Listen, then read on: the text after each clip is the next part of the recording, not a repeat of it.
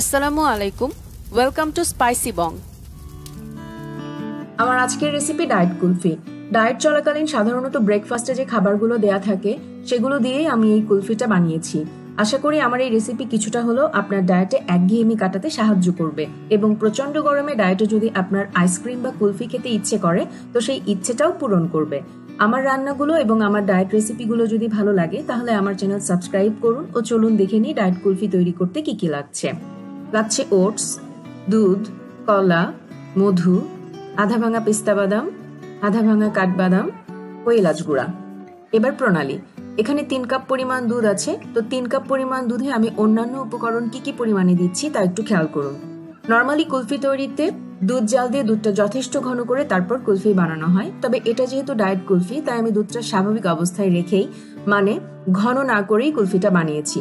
দুধের পরিমাণটা আমি ইচ্ছে করেই আইসক্রিম মোল্ডের মুখ সমান না করে মোল্ডের মুখ থেকে একটু নিচে যেন থাকে সেভাবে মেপে নিয়েছি, কারণ আরো উপকরণ যোগে পরিমাণটা আরো একটু বাড়বে। সেক্ষেত্রে আইসক্রিম মোল্ডের স্টিকগুলো মোল্ডে ঢোকালে আইসক্রিমের মিশ্রণ উপচে যাতে না যায় তাই দুধটা শুরুতে মোল্ডের মুখ থেকে একটু নিচে নেওয়াটা বেটার। দিয়ে দিলাম এলাচ গুঁড়া 1 চা চামচ, ওটস 3 টেবিল চামচ, আধা ভাঙা পেস্তা বাদাম ও কাঠবাদাম দুটো মিলিয়ে 1 টেবিল চামচের একটু বেশি, মধু 3 চা চামচ,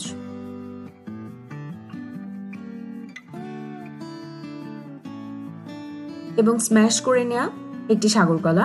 আপনি আপনার পছন্দের যে কোনো কলা দিতে পারেন।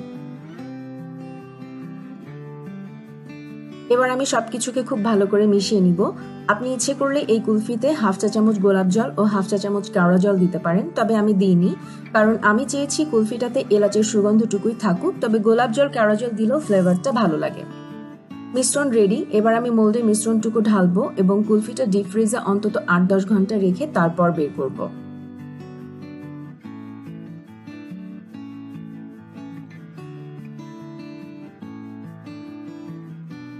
হয়ে গেল ডায়েট কুলফি।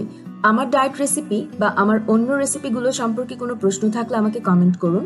এতক্ষণ আমার রেসিপিটি দেখার জন্য অসংখ্য ধন্যবাদ। অনেক ভালো থাকবেন। আল্লাহ হাফেজ।